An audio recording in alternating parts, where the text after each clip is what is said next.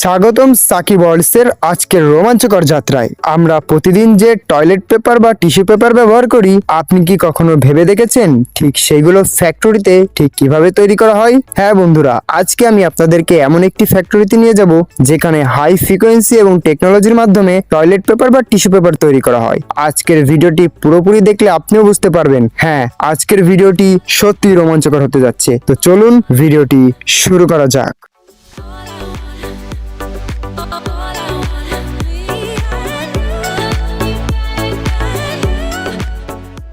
প্রথমেই দেখতে পাচ্ছেন বিশাল সব কনভেয়ার বেল্টের ভিতর দিয়ে এই পুরনো কাগজগুলো কারখানায় আনা হচ্ছে। এগুলো প্রথমে বড় বড় মেশিনে ছোট ছোট টুকরে কাটা হবে, তারপরেই তো শুরু হবে আসল খেলা।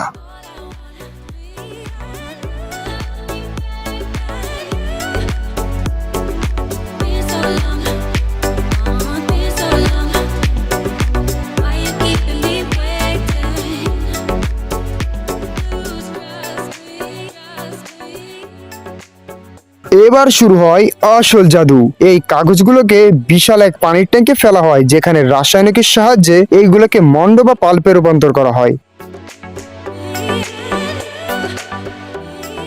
এখানে কাগজের কালি এবং অন্যান্য ময়লা আলাদা করার জন্য উচ্চ চাপে পানি এবং বাতাসের ব্যবহার করা হয়। আপনারা দেখতে পাচ্ছেন কিভাবে ধূসর রঙের মিশ্রণটি ধীরে ধীরে সাদা মন্ডে পরিণত হচ্ছে।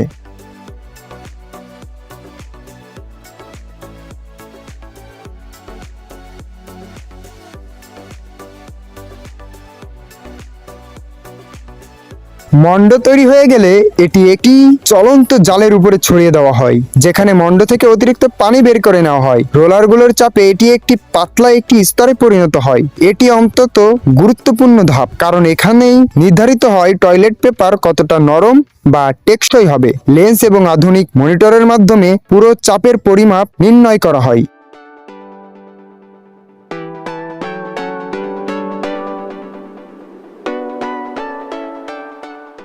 পাতলা ভেজা কাগজগুলোকে এখন বিশাল সব গরম রোলারের উপর দিয়ে যায়। আগুনের তাপে এবং গরম বাতাসে এগুলো দ্রুত শুকিয়ে যায়, একরকম সাদা ধবধবে কাগজে পরিণত হয়।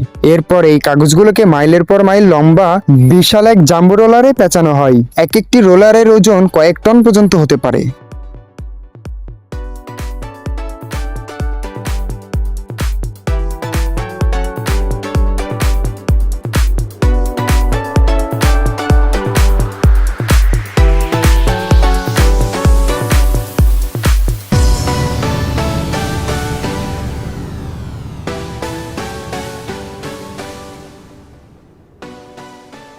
শেষের ধাপে এই বিশাল রোলারগুলোকে ছোট ছোট আকারে কাটা হয়।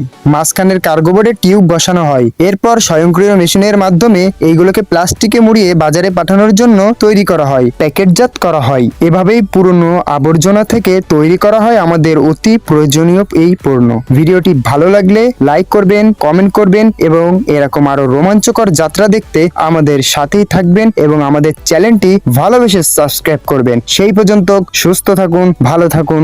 আসসালামু আলাইকুম।